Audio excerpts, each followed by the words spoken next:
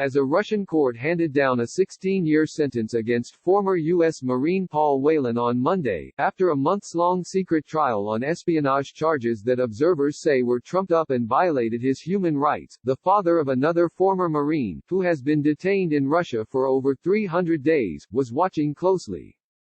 Joey Reid's son Trevor, a 28-year-old Marine veteran from Texas, has been detained in Moscow in a pretrial prison facility since August, when he was arrested after a night of heavy drinking and later accused of assaulting 2 Russian police officers.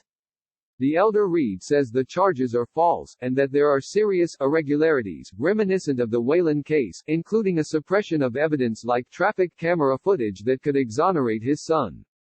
According to a statement posted by Reid's family on a website they made to draw attention to his case, Reid was initially charged on the night of August 15 with a minor violation of failing to properly register at his Russian girlfriend's apartment, which Reid admitted to by signing a Russian-language document without an interpreter present, according to his family. Reid spent the night in jail, but when his girlfriend went to pick him up from the station the next day as instructed, she found him being interviewed by Russia's security services, the FSB, the family says. The document acknowledging the registration violation was later used to deny Reid bail, his family says, after he was ultimately charged with the use of violence dangerous to the life and health against a government official in the performance of their duties, which carries a 10-year maximum sentence. He is accused of grabbing a police officer's arm and causing the car they were in to swerve, and was denied bail following a months-long court battle to secure his pretrial release. Reid's family has compared his case with that of Whelan, who was detained in December 2018 on espionage charges and sentenced to 16 years in a Russian prison on Monday.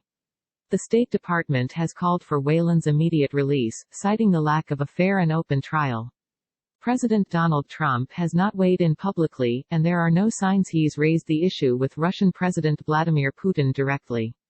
Secretary of State Mike Pompeo said in a tweet on Monday that he is outraged by the decision today to convict Paul Whelan on the basis of a secret trial, with secret evidence, and without appropriate allowances for defense witnesses. Paul's treatment by Russian authorities continues to be appalling, and we demand his immediate release. Joey Reid said on Monday that he had gone to hear U.S. Ambassador to Russia John Sullivan speak outside the Moscow courthouse following Whelan's sentencing. This secret trial in which no evidence was produced is an egregious violation of human rights and international legal norms, Sullivan told a crowd outside the courthouse. Sullivan told reporters on an April 22 call that Whelan is foremost in my thoughts every day as I continue my service as ambassador, along with other Americans who have been detained, Michael Calvé and Trevor Reid. The U.S. Embassy in Moscow did not respond to a request for comment on Reid's case, but his family says the embassy has been involved, visiting him when possible in jail and coordinating with his Russian defense lawyers. But they claimed on June 1 that the embassy's access to Reid and his medical status had effectively been cut off. It's unclear when Reid's trial will resume. It's been delayed 5 times, ostensibly due to logistical issues stemming from the coronavirus pandemic.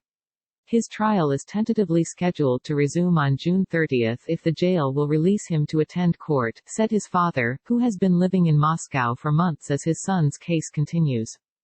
While he's hoping for sustained attention on the case by the U.S. government, Whelan's ordeal does not inspire much hope. Whelan's family met with high-level White House officials last summer to discuss his case, including then National Security Advisor John Bolton and then Senior Russia Advisor Fiona Hill, where they received assurances that the U.S. government was engaged at many levels in Paul's false arrest and wrongful imprisonment, they said in a statement at the time.